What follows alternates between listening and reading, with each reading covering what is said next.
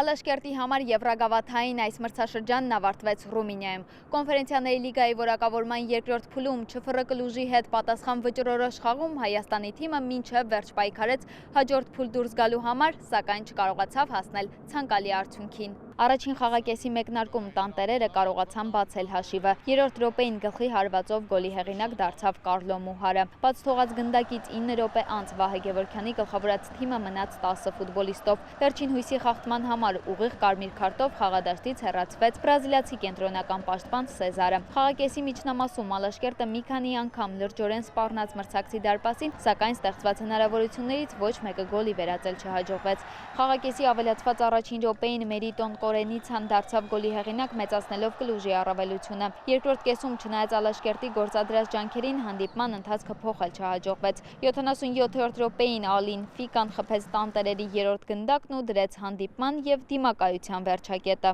Մենք ունենք այն ինչ ունենք այն ֆուտբոլիստները, որոնք որ ունենք, գալիս է մի պահ, որ ֆուտբոլիստը եթե չի կարողանում հաղթահարի այդ ճնշում այդ մակարդակի, կարա այսպես ձախողում լինի խաղի։ Նախորդ խաղերում էլ եղել է այդ ձախողումները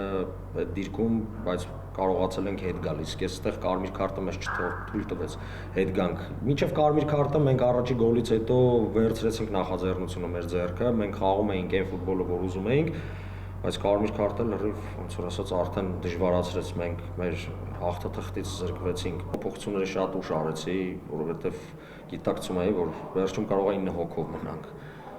12-րդ րոպեից այսպեսի թմի դեմ մենք քանակությամբ պակաս ենք խաղում, վերջում արդեն վտանգավոր է։ Մի ստոպ կորցրեցինք առաջին խաղակեսում, մնաց ընդամենը 2 ստոպ, ընդմիջմանը չգնացինք փոփոխության, որովհետև այն ֆուտբոլիստին, որ պետք է փոխարինեինք, ով պետք է դուրս գար, դաշտ պատրաստ չէր երկար խաղալու։ Ինչևից է, սա ֆուտբոլ է,